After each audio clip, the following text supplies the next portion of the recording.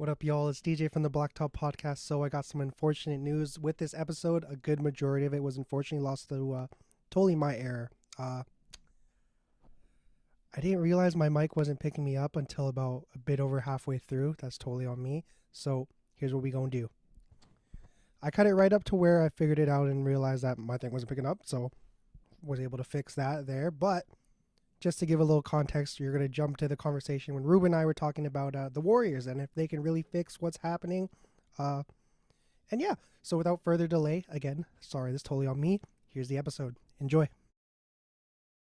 I don't know. I don't know if they'll figure it out, man. Like I think they'll make. If I. I don't know. I'm not confident in the squad. I'm not confident in the Warriors. I'm really not, truthfully, because a lot of what they're riding on really depends on the development of Wiseman, Kaminga, Moody, and Poole. So, um, yeah, I don't know. Do I want them to figure it out? Yes, I would love for Steph Curry to figure it out and be, in the conversation again and have this team like Golden State Warriors. Like, I think the NBA is much better when the Golden State Warriors are good and their brand of basketball is like, pinned as everyone's playing this brand of basketball. So the team that's doing that, that's revolutionized the game, is one of the top teams in the NBA and one of the best teams in the world. Yes, it would be great for the narrative, but they have not looked good, man. Like, they have not looked good to me. And I will say it's because Steve Kerr did mention like the conditioning is really bad right now to the point that like guys can't even play 30 minutes. But listen, we didn't get to really talk about this situation much. That Draymond Green situation with Jordan Poole has repercussions that will last the long term. No doubt. No doubt. And there's already all of this discussion about Draymond going to LA next year. Like there's just way too much stuff going on around like what's happening with Draymond because that's a whole story on its own right there. Like I hate to sound like Stephen A. Smith, but that whatever cloud of BS is going on within Draymond Green, he's got to figure that stuff out.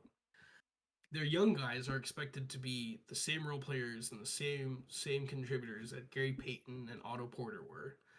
Dante DiVincenzo, as good as he is, and I think he is, and I think that he is a solid contributor, for him to fill that role and to be expected to fill that role is a lot because while he wasn't in a winning situation with Milwaukee, he did get injured and then he went to Sacramento. So I don't know, man. There's way too many things in the air with Golden State for me to be like, I think they'll figure it out. Because Klay Thompson's starting this year, and he looks nothing like the guy he was even last year. And like he certainly won't return to the two-way player. I definitely agree with Charles Barkley, and I think Klay Thompson was being a little sensitive with that. Like it's great to see him back, but that kind of injury and the injuries he sustained, like you're never gonna get back to the same player you were. I don't think he's gonna be an all-star again. I think he'll still be a solid guy. He's averaging like 20 points this year, right? Something like that. It's on god awful efficiency though. Yeah, Yeah. and that's what I'm saying. Klay Thompson has been known for amazing efficiency, right? His ability to score as many points as he does without being able to dribble the ball, like really good shot selection, but that's not there. So I don't know. I don't know, man. Like I don't know, DJ dog. I'm a real bro. I don't know if they're gonna figure it out. They look so bad to me right now. See, my I think because your definition of figure it out is like repeating, right?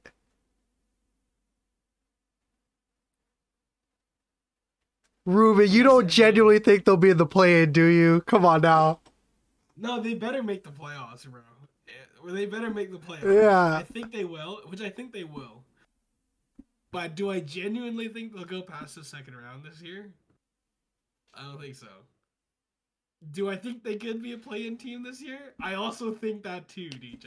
I also think they very much could be a play-in team. No, I'm not even kidding you. I I'm kidding will you. bet you. I will bet you. No, there's no bets because I No, also said like there's no bet because I said they very much could be a playoff team and get back to the crown jewel because you can never count out Steph Curry. But like, there's also four other parts that have to join the other one guy on that hardwood floor, And right now, everybody else just looks like dog shite. So I'm gonna have to say, brother, like Golden State to me right now looks like a team. They don't get enough scrutiny for it, but like they're very much in a situation of Brooklyn where there's enough talent for them to be very good and to go deep and go far, but they haven't looked really good, and I'm not confident in them being able to. I don't know, DJ. I'm sorry. I can't. I have to be real. I don't know. I'm not confident in them figuring it out. I don't know.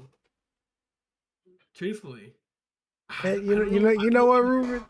I respect it. I respect it. I just think that again, my definition Mm. of figure it out is them climbing out of climbing out of this hole that they're in and this hole of being outside the playoffs. But nah, It's I early. It's very early. yeah, It's for very sure. like it's very early, and so we can have this conversation in like a week or two and be like, Yeah. "Oh, the Golden State Warriors have won 6 straight, and they're right back in the playoff conversation." I'd be like, "All right, well, clearly I was wrong." But then after that, they could go on a losing streak of like 6 straight and end up at like 12 because I don't know. The reason why I'm not confident also is because the West is really deep and the room for error is really small. It's really small. No The room doubt, for no error is doubt. really small. Like you cap in 2 and 3 losses in this conference, and it's been that way for like the last 10 years. You cap like 2 or 3 losses, you find yourself at ninth, and 2 or 3 losses is the difference between you being ninth and seventh. I mean, it's playing, sure. Like you're regardless of that situation, you're in play-in, but who you play first and how many times you have to play in that play-in also matters too. And I sure as hell don't want to be playing on Friday and then have to play game one on Saturday because that's definitely the same situation. Golden State, man, you don't want to find yourself in that situation. Hey, I don't know. when you got Stephen Curry, when you got the greatest point guard to ever play the fucking game, there's always a chance. But Yeah, I agree. until the rest of these motherfuckers step up and pull their pants up, yeah. No, I think right now the ceiling of this team is a first or second round exit, no doubt. I think just with they tried to what's that saying? They tried to bake their cake and eat it too. You know, Yeah, it's this whole yeah, like never been done before. We're gonna develop and compete at the same time. But I think when it comes to a bench, that's probably a very underrated role even today. You know, you have all these guys who these are guys who are used to putting up like 50 for lunch back in high school and all that stuff. And now you're being translated into the role where you're lucky if you can get off 5 shots. So I think it's just you have this role that you need these young guys to fill. And ego, I think, is definitely still a big part here. And just having to really overcome all of that while still playing high level basketball to the point where you can contend for a title. We're seeing right now that shit don't work. Now, I think how they would fix it is you kind of just abandon that and then you see what happens around like the trade deadline with the buyout market and all that. Like I think Mike Conley might be on his last year. I don't think that'll happen, but I just imagine something like that would happen. That would be big for them. It's just there's options I think for them to retool this and still kind of turn it around. But as it is right now, yeah, it ain't looking too good for banner number. What would it be? 7? yeah. I think they're gonna be players during trade deadline, right? No doubt. And I think one of the things for me as someone who has observed the league up close and seeing these players, seeing these situations, and we've watched games and played 2K. I think the most important thing is your bench has to be your most established. Like you have to have your core guys, like obviously your core main guys, the starters, whatever. But your bench has to have some level of establishment, right? Like that's why that bench of whatever it was with Bielitsa and Otto Porter and Gary Payton, guys who It have been was in just this system or like they've been in this system, right? Like they've spent the time to understand how Golden State plays. guys like Kaminga Moody, James Wiseman, while they have been there for a year, these are guys who didn't get significant burn in real games like they did, like they are getting now. And so the difficulty is we saw this how it was like in what 2021, where you're trying to develop your young guys and these players. And sorry, I'm missing a key guy. I want Toscano Anderson, who's not on that bench anymore, right? Like he wasn't the guy who played a whole lot in the finals, but again, these are guys you can say, oh, they've been in the system for this many years, and Golden State definitely plays a very unique brand of basketball that you just like you can pick it up, but it takes time for you to understand, especially with like the way Steph and Clay and all these guys play and Draymond, the way he handles the ball. So, I mean, you lose those level of guys. You just be like, hey, all right, we're putting you in, like sustain the level of energy, the level of play, what we're doing. This is what we need out of you versus hey, like we got these young guys who can develop into something special, but they're playing 12 minutes, and if they make a turnover twice in a row, consecutive turnovers, we're pulling the hook and we're putting these guys back in. And once again, Steve Kerr mentioned these guys aren't ready to play 30 minutes a night or more than 30 minutes a night. So I mean, you're in a situation where you're really stuck in between. So, anyways, like we could go on and on about how I feel unconfident, like not confident at all in the Warriors. I really hope they figure it out, but like right now they look like doo-doo. Hey, that's a there's no really way to counter it and say they're okay, because yeah, Yeah. they're not. But that was a solid section right there. Let's hit to some superlatives now, Ruben. What's start off real quick. They can be just like hitter like real quick.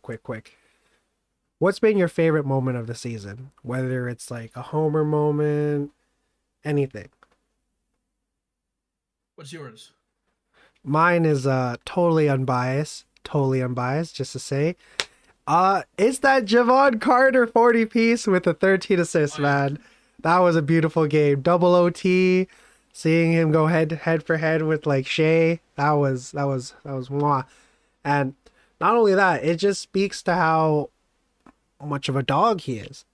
You know, that treadmill mentality. And he's a guy that I think if you give him more of a burn last year, as much as we can say Chris Middleton made like the biggest like impact in terms of not having him, you could also say that not giving Javon Carter heavy minutes to guard a guy, like even say a Marcus Smart to offset it, anything like that could have definitely helped the Bucks' case for having to win just one game out of two. But not Javon Carter, he's like that, 100%. He had a solid game today as well. He's definitely He's a there. fancy pickup guy, and he Oh, should be in the NBA 100%. right now. Until Drew's ankle heals, that's definitely something that's definitely something to hold. But man, Javon Carter a dog for sure, for sure. 100%. I got two quickly off the top. Jamal Murray coming back, man, just Oh being yeah, back. that's And Canadian love, seeing man. him seeing him play better and better like every game, like that's been great. And Pascal Siakam getting his flowers. Like he's been getting a lot of love since the season started, and so deservedly so because he is an MVP candidate this year. Hopefully he comes back healthy and sooner because like even if he misses 10, 11 games this year, like he should definitely be an all-star, should definitely be an all NBA player this year, especially if the Raptors continue to finish in the playoffs. Pascal is so good, man. I think he's reached that top 15 status this year. He looks like a top 15 player. I mean, I don't think there's any like every game this season thus far, like no one's been able to really stop or contain him. He's doing multiple things on the floor, both on defensively, offensively. He's a catalyst to the team's offense. I mean, he's been defending and defensive rebounding much more this year than he has in the past 3 years. So, just a happy moment of mine is seeing Pascal get his flowers because there's been way too much hate, a lot of racist hate too, as of late, Mm. the last few seasons. And I'm glad he's getting the love that he deserves from all these different networks and all these people because, you know, we know Raptor fans do it, and TM people who have been watching the Raptors like yourself know that Pascal is a baller. But Pascal's like now that. now it's finally on a platform where he's getting the love he deserves. So that's for sure made me happy thus far. 100%. Who could benefit from being traded? You think? whether it's like a player that could get to that next position and just blow up. This is all based off the fact that Cam Reddish, man. Evan Oh, Fournier is a fucking bum. Cam man. Reddish though. Cam Reddish, Mwah. man. I don't want to hear about Cam Reddish, bro. Cam Reddish took that spot. Evan Uh, Fournier sits his ass on the bench now. That's fine. I wasn't paying attention to either. I wasn't paying attention to either, Come man. on now, the man had like Uh, 22. And granted, in a game they sold the semi on, but yeah, yeah. A guy that would benefit from getting traded. This is a lot of players. I could say. I'll say two right now. Buddy Hield, right? He's been good with Indiana. I just think give him, give him to a contender, man. Give him to a contender. And my homer one is Shea Gilgeous-Alexander to the Raptors, and there's already been a lot of conversation about that. And apparently the Raptors are watching that situation closely. That's why I keep saying, Oklahoma City, man, you have draft capital, you have salary cap space. You better use it, or Masai Ujiri's coming for your necks. That's all I'm saying. well, what would that package look like? Oh, it would probably have to include Gary Trent, OG, and or Scotty Barnes. If I'm being real, I'm at the point now where I would probably be willing to trade Gary Trent and Scotty Barnes for Shea Gilgeous-Alexander. Damn. Brother, Shea Gilgeous-Alexander is a generational player. But Scotty's like the heartbeat of the team after like 1 year almost. But I'm not gonna lie. He's amazing. He's If you amazing. can get Shea, you'd probably give up anybody except maybe Giannis and Pascal Luca Siakam. and Siakam. I would Yeah. I wouldn't trade Siakam for Shea Gilgeous because you need Shea and Pascal to be on the same team in order for you to compete, and one of OG and Fred, because Fred is truly the heartbeat and the voice of the team, right? Like, because Fred VanVleet just has a hold on the team as a floor general, but um, Gary Trent makes the most sense because he makes enough salary cap, enough salary to match, and he's on a contract year, and so I don't want to trade Yochi because he's defensive player of the year candidate right now, and he's playing way too good to be dealt. Anyways, I digress. Respect it. Mine is probably Mo Bamba, I think. He's a guy that was Yeah, building off of a really good year last year, and now another guy. Oh, probably another moment I should touched on. Bull finally like carving out a role, I think. roll him. This is a guy who was a demigod on 2K, and now we're seeing that in real life. I think it's great to see him finally have a role. Sad though that it's come at the behest of a guy like Mo Bamba, who everybody probably had that label of bust put on him, even though I always think it's like really early. But seeing him now like kind of relegated to the bench, Bull hasn't showed any signs of like relinquishing that role at all. And he's still a guy that I can think could definitely be a starter somewhere else. Like, can you imagine, man, put him on the Hornets and have Mo Bamba instead of Mason Plumlee? Granted, Mason Plumlee kind of been balling, but just having that core of LaMelo, and now you can do pick and pop with Mo Bamba is just going to open up that team even more. And I think Steve Mm-hmm. Clifford will love that because that guy's all about defense. Mo Bamba I think there's still a lot of untapped potential there for sure. Like it'd be Yeah. great to see him in a situation where he doesn't really have to play behind somebody necessarily and just is able to really, really kind of build off of the year he had last year for sure. I feel like he could benefit being on a team like Washington or the Lakers. Yeah, I think if you throw him on Washington, it puts Kristaps back in that role where he's best suited, where he's more your four rather than your actual like paint protector and all that for sure. Yeah, for sure. Well, Bamba's a good one. He definitely deserves to be on a different team because he's got the talent. I mean, it's way too good to be the situation that he's in. But it's unfortunate, right? Mm. I mean, it's great to see Bobo play, but yeah, 100%. Uh, I was gonna say I had one for first time All Star, but I feel like we'd both just say Shea. But I'm curious, is there anybody else you think besides also Tyrese? Do you think there's anybody Yeah, that's like yeah. in the mix for that?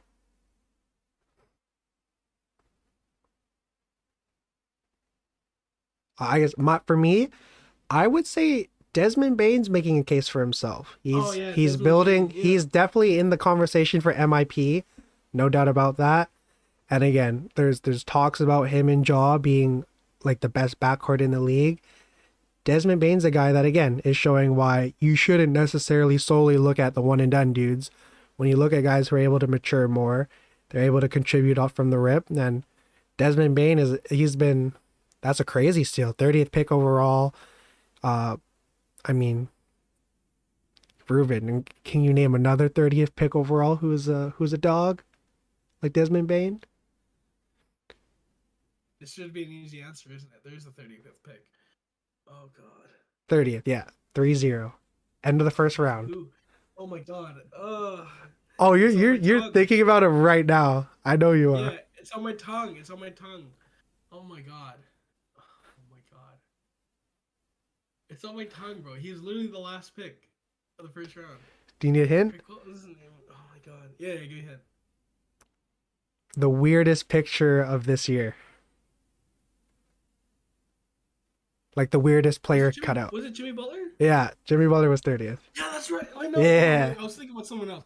Okay, yeah, no, but yeah, for No, sure. Desmond made for me. You got anybody else you wanna give some love to? Oh my god. You know what?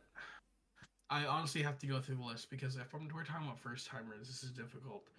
Um, the one guy that I initially had that I thought would break out this year, and I'm hoping that he still does, and gets his first All Star berth is Anthony Edwards. Um, he's not been playing great though, and apparently he's come into camp into the season a little bit out of shape. But it would be nice to see him get his first All Star berth. Another guy that I think might be able to do it if he continues like that level of production, gets healthy, and they're still like within contention spot. The four playoff spots is Tyler Hero. I think Tyler Hero could be there. And yeah, so those are my two guys that I'm thinking off the top of my head that aren't Tyrese Halliburton and Shea Gilgis. And those two better be in the damn game, man. 100%, Those no two guys doubt. better be in the game. Oh, Laurie Markkinen could easily be in there as well if they continue their winning streak. He's got True. to be in there. He, I Yeah. mean, the way Rudy playing, he might take a spot. Laurie Markkinen's looking good, man. I mean, he's at what is he averaging? 21 something like. Let me see. He's averaging something like He, 21 6 and 8 or 21 8 and yeah, it's let me see. crazy, man. Laurie's back. Yeah. Like sophomore year, Laurie. That dude was looking like he was on the precipice of being a first time All Star. Yeah. He's looking good. And this one's kind of an open ended one. What's a developing storyline that you're like really paying close attention to, you'd say? I'm, I'm pushing this narrative right now. I'll think of like a better one, but Shea Gilgis to Toronto is for sure the one Okay. that I'm like paying attention to. Um, but in seriousness, a narrative that I am paying attention to is what is going to happen with Ben Simmons because it just didn't look like a great fit for him in Brooklyn either, and I think it's not even that; it's just his self confidence is absolutely destroyed. Like I don't think he doesn't look like he wants to play basketball to me. And I don't know if you get that same feeling with him. I do. I think he's just kind of like win or lose, he still goes home and doesn't really give a fuck. Yeah. Like the multiple times you've seen him this year where he passes up an open layup or doesn't he refuses to go up strong. He refuses to take contact. He's he second guesses every one of his possessions. He's always looking to pass. And so I'm interested to see like can he get snap out of it, and it's a bit sad to see because we did root for him in the sense of his mental health, like seeing him back, and he looked good in some flashes to start the year, but right now it looks like his confidence is completely shot. Like he doesn't look like an NBA player to me, and so I'll be watching that pretty closely. Um, because I'm rooting for the guy. Honestly, I really want to see him like succeed. Like I really want him to be good, and to like see the Ben Simmons because he's so talented, man. Like 6'10", he can handle the ball, pass the ball, and what made him so good was that he was so good downhill, and then he could guard multiple positions. But right now we see like some guy like he's like a shell of himself. Man, it's like the Giannis comparisons. Obviously now they look a little shot, but Yeah, I was somebody that was like, I see it, like the point guard Giannis era for sure, no doubt. yeah, Yeah, for me, I think a developing storyline I'm looking at is could we see the Sacramento Kings get incredibly screwed now? Because we've seen how there's two games they should have for sure gotten like a call. First one was obviously the Tyler Hero travel. yeah. And then the second one was Klay Thompson absolutely raking Kevin Herter's arm. And it was because of those two actions that they now have two losses on the record. And with how, like you said earlier, two losses now can mean the difference between like 7th and 11th. Yeah. And just to think about how there's already such a small margin of error for the Sacramento Kings, and they're a team I'm definitely rooting for. I think, De'Aaron Fox is a guy we didn't really get to talk about today, but he's another guy I think that is playing at, I don't want to say an all-star level necessarily. Well, he is, but I think He he's is, more yeah. so back to playing at that level where we started to put him in that conversation. He's back to where he was before, like And the he little definitely should slump be he in the had, conversation. no doubt. But now it's just those two wins can because imagine 2 wins out of like 6, or even 2 wins out of 10, and now it's like you solely have, not solely, but a large reason why you're not able to have that postseason basketball is because of like the poor refing. So that's something that I think is going to be interesting to see how it plays out for the rest of the year for sure. Yeah, there's been a lot of situations this year where you look at the 2 minute report and uh they say, oh, this should have been a call or this should not have been a call. And so I think there should be an onus, like the league should really look into how you can get the calls right, especially in these final moments, because the calls going down to the end are so scrutinized and they're so criticized. But the problem is these refs don't want to make sure that they have the right call, as opposed to, here we have one challenge and one opportunity to look at it with the last 2 minutes. I think that there should be a way that there should be someone who's actively watching the game as a ref and saying, okay, hey, this is the call that should be made. Someone in their ear, someone saying, hey, like this is the wrong out of bounds call. They should have earpieces, and that at the end of the game, when these calls are overturned, that we should be using film to advance and say, hey, that call was overturned at the 1 minute mark because it looked like it was kicked by this player, but in fact, it was actually hit off the knee by blah blah blah blah blah. And here's the footage in slow motion. And there's many camera angles. There's enough technology to do that. There's enough body parts to do that. There's enough people to do all of this stuff. There should be like an active referee who's streaming these games and is in these guys' ears to tell them, hey, that's the right or wrong call. And so um, there should be a level of onus as well to be like, okay, we got to let the game play out. If it's a bad call, is there really that big of a difference if they make that call in the first quarter with 8 minutes and 46 seconds left in the first quarter versus 43 seconds left, big possession, it's out of bounds on this guy, or that's a foul, or that's a goaltending call, but it's actually not? Like, that matters, especially in a close game. Would that possession back in the first quarter have changed the entirety of the game? Well, you know what they say about like space time continuum. You go backwards, you change it. The game is like you change one little thing and the whole thing is different, right? And I feel like you can't go back in time, but you can try and fix what's happening, and you can try to correct and make sure the game is being called correctly within those 2 minutes. So you don't have to come out with a BS 2 minute report and be like, oh, that should have been called. So like I totally agree with like the refing thing, because I just don't think like they're making a concerted effort to make sure they're getting the right call versus, oh, we'll just give you a challenge and like that's it. Like this is not a real solution to moving basketball. No doubt. Yeah, I think my thing is one challenge isn't enough. I think it should be like football, where if you wanted to burn every timeout, or maybe not everyone, but there should definitely, you you shouldn't be in a situation where the sole reason you're not challenging is because you want to save it. I think you should be able to have Yes, multiple yeah. challenges for sure. Like At least a whether challenge a it's quarter, at least yeah, like something like one that. per quarter I think would be the right solution. But also, like I understand why, because like they got rid of the whole we can review every play based on like the officials or some kind of request, but now it's like you can only get reviewed if it's a challenge. And because of that, that's why again Sacramento Kings have two losses that one for sure might not should not be on the record, but another one is you rob them of that chance to like win that game. And the way the momentum was going, you could definitely say that they might have pulled that out with Golden State. Well, karma something. They were able to get that win back the next time they came around. But yeah, I just think that the challenge was for sure something that was needed. Yeah, But now I think you got to come back a bit and realize, okay, where can we make it so that teams aren't kind of pigeonholed into challenging and holding on to their challenge? Like, because it's supposed to be something that if you want to called right, you should be able to argue that. But now yeah. I again, think it's like you're kind of pigeonholed to maybe hold on to it till the end.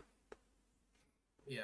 There's a lot of there should be some out of the box solutions to figuring that out because the whole waiting to challenge thing, like bro, like the call is wrong, and because the refs called it, there's way too much pride at hand to be like, oh, you know what, like I made the mistake. Let's talk about it because that also doesn't happen often enough in games, and I think that's a mistake as well. Because it seems like the NBAPA, the NBA Board of Governors, and then the refing, the union as refs, like they operate on their own. There's a waterfall situation. Like they don't work together holistically to make sure everybody understands what's going on. And so that's why I think the game feels a little broken in some ways, right? Because there's guys who try to always like find the loopholes when it comes to the rules and the regulations. There's people who are trying to find loopholes within the challenge system and refing, like stupid stuff like Jason Kidd spilling his coke on the court, right? Like that can happen, and you get a free timeout. Like that's an actual thing, and that was talked about for so long. And I think there's a mini documentary that came out about it where Jason Kidd explained it, and he's like, "Come over and like bump me so I can actually drop it, and they'll call a timeout." And he got the timeout, right? So it's like we don't want the game to feel dirty, right? Like we want the game to feel like everybody understands what's happening and that there's someone actively making a solution to these problems because at the end of the day, you're a billion-dollar corporation where you should make sure that these games are being called correctly because like you said, two games is the difference between a franchise and an organization being successful or having a down year, and we understand how big sports teams affects communities too, right? So Sacramento hasn't been a good team in years, like, and this will affect them for sure. So, anyways, like this could be a whole topic on its own, No doubt, no doubt, but you know, that's just how I feel about the whole refing thing, and I think there's a huge hole there.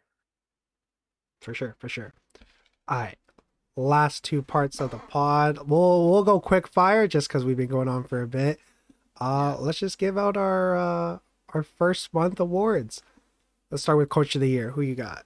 We don't gotta go give a whole spiel about how, but just yeah. shout out who you got. Who do you have? I have Chauncey Billups. I would say Chauncey or Will Hardy. Will Hardy should for sure get some votes. Who you got for MIP? Desmond Bain. That's who I got too. I think it's probably Yeah, between him and Tyrese Halliburton, not Maxi. yeah, DPOY. I think come on now. yeah. Giannis Antetokounmpo. I think this is an easy one, but I will say, 100%. yeah, I think they got that ladder pretty good. Yeah, I think top three right now is solid with how it Yeah, is. I hope Robert Williams crawls into that conversation too when he comes back though, for sure. yeah. Sixth man of the year. Interesting one. I'm gonna go Homer call. I'm gonna say Chris Boucher. Oh, I respect it. For me, I think Russell Westbrook's obviously I think the leader for to get it right Yeah, now. But yeah, for me, I'm hometown boy, Canadian born. Give me Benedict Maturin. He's He's averaging been 20 nice. 20 a game, and I think it might be a point of emphasis for him to potentially get that award because we saw how Andrew Nemhard started a couple games for them when obviously Andrew Nemhard's not near the production of Benedict Maturin. It's because I think like They're doing it on yeah, purpose. Carlos stacking his rotation like that for a reason. Uh, Rookie of the year, Paulo Banchero. Paulo Banchero. Yeah. Barring any like crazy, God forbid, any injuries, no doubt it's Paulo's to lose. Yeah. MVP. Interesting one. Luka Doncic. Right now. Hoo-hoo. Yeah, for me, I had it as Giannis, but they just lost today, so now they're at tied with the Boston. So it's between Giannis and Jason Tatum for me. As much as I love Giannis, I think I gotta lean Tatum just in addition to like maybe the narrative as well, because the whole narrative you lose your head coach that help you make the craziest turnaround in NBA history, and now Tatum's finally averaging 30 a game and just finally I think stepping into that role that he is like the next superstar, not just like a regular superstar, but like face of the league kind of thing. No, he looks great, and like team success is so important to the award. No doubt. So like that would have been my top three anyways: Giannis, Luca, and Mm. Tatum. And I think I saw it on the broadcast. I think the Celtics are on pace to be like the best offense in history. Yeah. Their offensive rating. So if they get that, Well, it helps when then you have someone like Grant Williams who's shooting lights out right now. Like their guys are shooting man, lights out. not gonna lie. Whenever there's a game 7, Grant Williams go get you some buckets. Yeah, 100%. Still remember that. It was a Sunday. It was a Sunday afternoon. I thought, you know what? That they might have lost the battle, but they're gonna win the war. Yeah. And they proceeded to get bombed on. Yeah. That was tough. And the We last both had the thing, same prediction. yeah, last but not least, let me pull this up here. The new NBA, I think these are the statement edition jerseys. Let's just quickly give which is your favorite and why is it Charlotte's? Charlotte's is right up there with Cream City, man. Bro, these jerseys are freaking hilarious, man. The Warriors one is god awful. Oh, Wore it last bro, night, I think. That was terrible. did you tweet it or did you say in the chat how it's like a Tito jersey? Because it's definitely Yeah. that. Yeah, it looks like a Filipino Tito's jersey. It's like, yo, do you remember that Derrick Rose jersey that everybody had? That was literally just the bed of roses. yeah, the better Rose. Oh my God, gosh, it's exactly like that, yo. that's what I'm saying. It's like, oh, the design is awful. I don't know who chose that, but I will say I love Houston's jersey. It's Oh, so nice. Houston's is mwah. Big fan of Houston's. I love Atlanta's. I love Chicago's. I do love Toronto's personally. Um, Boston's. I think it's a good. I like the more foresty green than the regular green they normally do, and the gold trim I mean that. that's a nice Yeah, stuff. that's the color they used to rock when they still had like the big three. It Oh, was the same true. color, Yeah. right? And so that one was pretty nice. Uh, you know, everyone else I think is solid. Miami and Brooklyn. I don't know if I like the character font usage. Miami's Uh, I like it, but it's pretty much the same as the one they had last year where it was like the Miami yeah, spelt in every font. I will say I like the Clippers one, and I like their court yesterday too. I think was it Mm. yesterday? Their court was nice. The brotherly love one in Yeah, Philly. Phillies I is love that sick. one. Philly's just sick. Washington's pink is cool. I think that's a nice change up. If I gotta be honest, I don't know about the Phoenix jersey, like the Yeah, that Suns. one's kind of weak. And the I don't know Knicks about one, that I one. think the Knicks one is only cool because it's a Kith collab.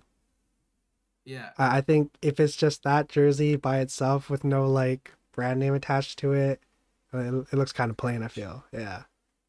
hey, you know what jersey? The Pacers jersey looks like something I made in 2K. You know, when you like create your own team and you have to create your own jersey. Oh shit! Yeah, Loki. Yeah, the Pacers jersey looks exactly like that, Man, Indiana, go back to pinstripes. That bro. that I Indiana know. pinstripe jersey, Oh mwah. my god. That's like a top 10 jersey all time, man. I wish Toronto would go back to the freaking dinosaur purple, man.